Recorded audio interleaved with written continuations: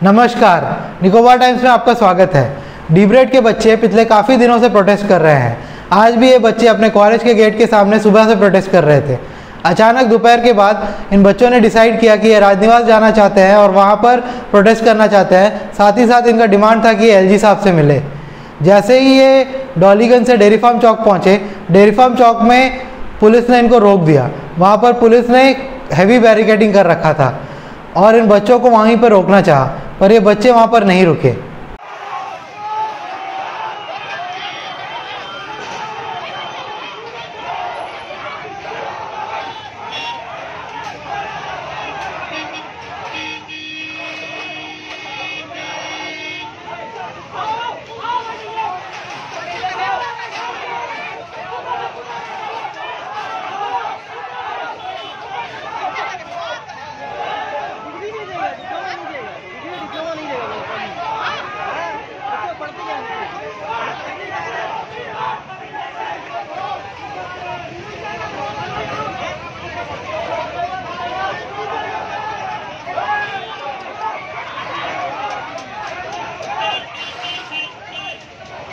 Dairy farm चौक से निकलकर ये बच्चे सेक्रेटरीट के पास पहुंच गए। सेक्रेटरीट के वहाँ पर मिस्टर विष्णुपद रे, जो एक्स मेंबर ऑफ पार्लियामेंट है अंडमान निकोबार आइलैंड्स के, वो भी इन बच्चों से मिले और इन बच्चों का एक डेलीगेशन जिसमें कि एबीवीपी लीडर्स भी शामिल थे, उनको सीएस के पास मुलाकात के लिए लेकर गए। सीएस से मिलकर इन बच्चों ने अपना प्रॉब्लम्स बताया और उनका सोल्यूशन जल्द से जल्द ढूंढने के लिए कहा। सीएस से मिलने से पहले इन बच्चों ने डिसाइड किया था कि ये डीब्रेड के प्रिंसिपल जो उत्पल शर्मा हैं, उनका रेजिग्नेशन डिमांड करेंगे और आज रेजिग्नेशन लिए बिना ये अपना जो प्रोटेस्ट है वो एंड नहीं करेंगे। तो जब ये सीएस के ऑफिस से वापस आए तो हमने इन बच्चों से, एबीवीपी लीडर से और मिस्टर विष्णुपद रे से बात की। अगर तुम लोग को वही चाहिए तो एक दिन में तो पॉसिबल नहीं है। उनको अच्छे से आइडिया है कि कहाँ से स्टार्ट हुआ। इंक्वायरी बैठाएगा। वो बोला है कि एश्योरेंस दिया है कि जो भी है सब ठीक हो जाएगा। ऐसा एश्योरेंस पहले भी दिया था, अभी भी दे रहा है और उसके ऊपर इंक्वायरी भी बैठेगा। लेकिन यहाँ बात ये है कि उन्होंने क्लियर कट बोला है, नाम लिए बिना, कि किस व्यक्ति की वजह से ये सब चल रहा है उन्हें पूरी खबर है और वो स्टूडेंट के ही हित में है। और ये जो अनवांटेड लिटिगेशन गया है ना, मतलब केस जो अनवांटेड केस गया है कोर्ट में, इसके बारे में भी उनको खबर है। डीब्रेड के बच्चे जो आज सेक्रेटरीट के सामने अभी प्रोटेस्ट कर रहे थे, वो अंदर गए थे सीएस से मिलने। तकरीबन 10 जो है स्टूडेंट्स और एबीवीपी के लीडर्स एक्स एमपी विष्णुपद रे के साथ गए थे। तो हमारे साथ 2 एबीवीपी के लीडर्स जुड़े हैं। तो मैम आप बताइए, अंदर सीएस साहब से आपकी क्या बात हुई और उन्होंने क्या क्या एश्योरेंस दिया बच्चों को? अंदर जब हम गए तो हम जब अपनी स्टूडेंट्स की जितने प्रॉब्लम थे हम बताना स्टार्ट ही हमने किया।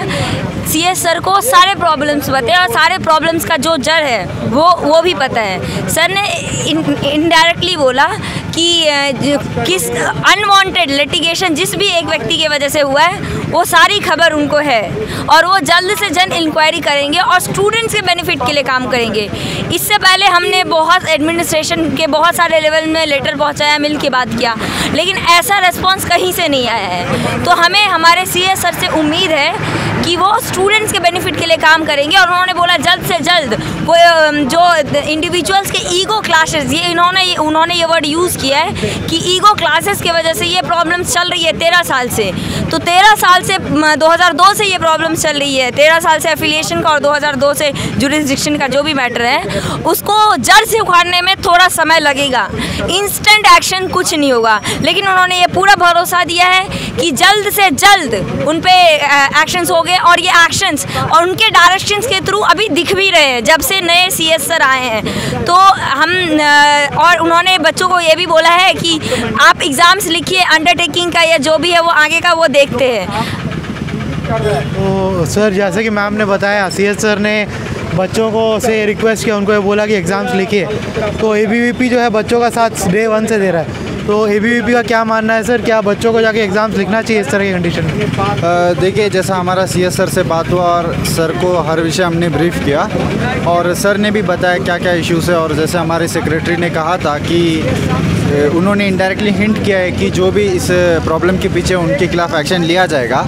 ABVP का फ़िलहाल इस पर ये स्टैंड है कि बच्चों का जो इंटरेस्ट है और बच्चे जो करेंगे उसका हम समर्थन करेंगे, कि अगर बच्चे एग्ज़ाम लिखना चाहते हैं तो उसका भी हम वेलकम करते हैं। और कुछ बच्चों के बीच में ऐसा भी है कि हम नहीं लिखेंगे क्योंकि उसमें अंडरटेकिंग दिया हुआ है, तो कुछ बच्चे बॉयकॉट भी कर सकते हैं। तो इसमें हम किसी भी जन को हम प्रेस नहीं करेंगे कि आप लिखिए मत लिखिए, ये सबका अपना इंडिविजुअल राइट है, वो लिखे तो लिखे। ABVP उनके साथ है, जो बच्चे भी खड़े हैं उनके साथ ABVP खड़ी है, खड़ी रहेगी हमेशा। तो अभी आपके जो डीब्रेड के इंचार्ज हैं डीब्रेड यूनिट के सागर, वो जब स्टूडेंट्स को ब्रीफ कर रहे थे उन्होंने कुछ बताया है अंडरटेकिंग को रिवोक करने के बारे में। हाँ, तो इस बारे में क्या बात हुआ आपको? ऐसा एक लेटर हमने लिख के दिया है कि जो बच्चे डर रहे हैं अंडरटेकिंग लिख के देने से, तो वैसा प्रॉब्लम ना हो और फ्री माइंडेड स्टूडेंट जो है एग्ज़ाम लिख पाए। तो सर ने एश्योरेंस दिया है कि हाँ वो बात करेंगे इस पर भी और जड़ से उखाड़ने का जल्द से जल्द वो समाधान करेंगे।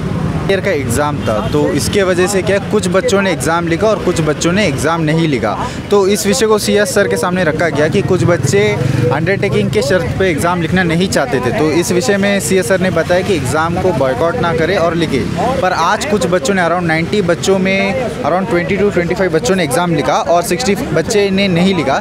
तो इस विषय को लेके डीब्रेड के स्टूडेंट्स ने एक लेटर CS सर को जमा किया है कि यूनिवर्सिटी के साथ इस विषय में लाइजन करें कि जो बच्चों का आज अंडरटेकिंग के शर्त पर एग्ज़ाम नहीं लिखे हैं उनका एग्ज़ाम कराया जाए। और कुछ बच्चों का ऐसा भी ग्रीवेंस था जिन्होंने आज एग्ज़ाम लिखने गए कि आज जो एग्ज़ाम पेपर दिया गया, क्वेश्चन पेपर दिया गया, वो जेरॉक्स था, जबकि यूजुअली प्रिंटेड आता है, ओरिजिनल कॉपी होता है। तो इस विषय को भी CS सर के सामने रखा गया। तो इसी विषय को लेकर आज CS सर को एक लेटर जमा करें हमारे डेलीगेशन की ओर से, और CS सर को एक्शन लेने के लिए इसमें हम रिक्वेस्ट करते हैं। डीब्रेड के प्रोटेस्टिंग स्टूडेंट्स के आज मिस्टर बिष्णुपद रे जो एक्स मेंबर ऑफ पार्लियामेंट है वो भी CS साहब से मिलने गए थे और बच्चों को उन्होंने कन्विंस किया कि वो CS साहब से मिले और उनकी बातें सुने। तो सर आज आप भी अंदर गए थे, तो CS साहब ने क्या क्या बोला है तो बच्चों ने ब्रीफ कर दिया, तो आपको उनका रिस्पांस कैसा लगा सर, और ये कब तक ये मामला सॉल्व हो सकता है, आपको क्या लगता है सर? CS साहब का मैटर स्टडी पूरा कर लिया,